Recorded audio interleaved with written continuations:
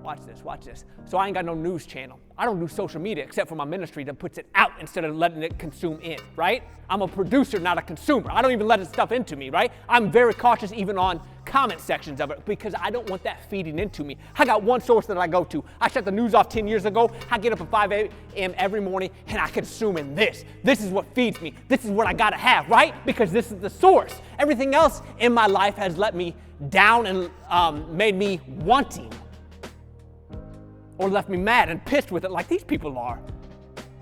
But when I found this started feeding me. This started growing me. This started allowing me to bear fruit that I didn't know I could bear, right?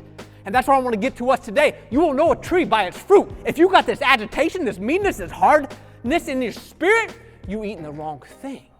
You got to get in something else. Something that will produce that love, that patience, that joy, that peace where you ain't got to worry about whether other people are happy or not because you got that peace that passes all understanding. How you get it? You eating the right stuff. And that's where we're heading to today. Like you got to consume correctly in this life to bear correctly, to enjoy the fruits thereof.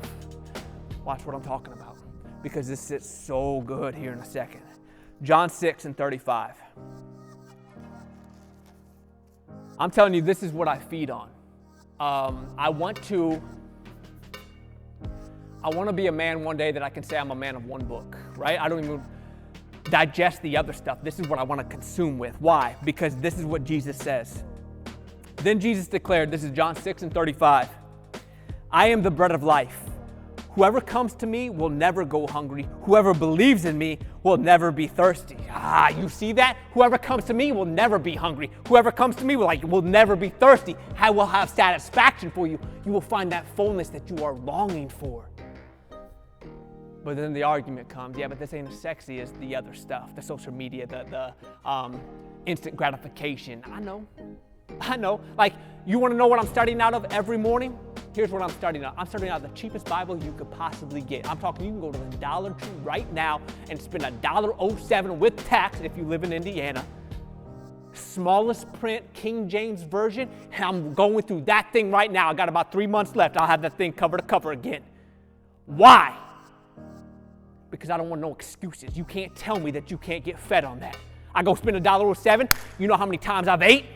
It's like the dollar menu, baby, and it keeps feeding me. And on the cheap, too. But I'm getting full. I'm getting satisfied. You with your little $1,200 iPhones on your social media all day, you leave wanting. You like paying for a fine dine cuisine, but you got to hit Taco Bell afterward because you're still starving. And that's the difference. You say, yeah, but yours is hard. Tell me it is. But what's the Bible say? Like, mine's work. I understand that. You got to get up and put some effort into this. You got to dig through this Bible like you mine it for gold. I understand it's going to be a little bit harder. But the Bible says, if a man don't work, a man don't eat. You want that instant gratification, that microwave meal, that stuff on your social media that you think is going to fill you, it ain't going to feed you. I promise you, you are going to be left wanting. You're going to be that people in the black style rolling next to someone, flipping them off, cussing them out, and don't even understand who they doing it to. Because you fed on the wrong stuff.